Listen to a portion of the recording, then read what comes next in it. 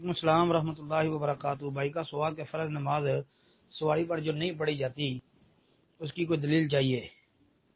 محترم بھائی، عبداللہ بن عمر رضی اللہ تعالی عنہما سے مروی ایک حدیث ہے کہ بیان کرتے ہیں کہ نبی علیہ الصلوۃ والسلام اپنی سواری پر جس طرف بھی آپ کا رخ ہوتا نفل نماز پڑھ لیتے تھے اور اس پر وطر بھی پڑھ لیتے، لیکن فرض نماز اس پر نہیں پڑھتے تھے۔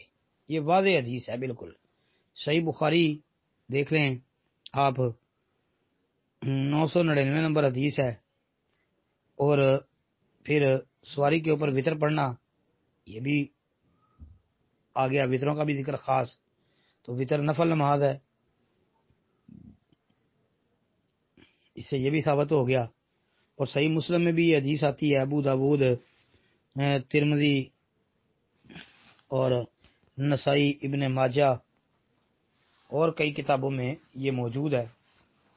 البتہ یہ ہے، بعض روایتوں سے پتہ چلتا ہے کہ نماز سواری پر پڑھنا ہو تو قبلے کی طرف رخ کر کے اپنی سواری کا تو نماز شروع کر لیں، بعد میں پھر جدھر بھی چہرہ ہو جائے تو کوئی حرج والی بات نہیں ہے، جیسا کہ سنن نبی داود وغیرہ کی ایک حدیث ہے جس کو شیخ البانی نے صحیح ابو داود میں حسن قرار دیا ہے۔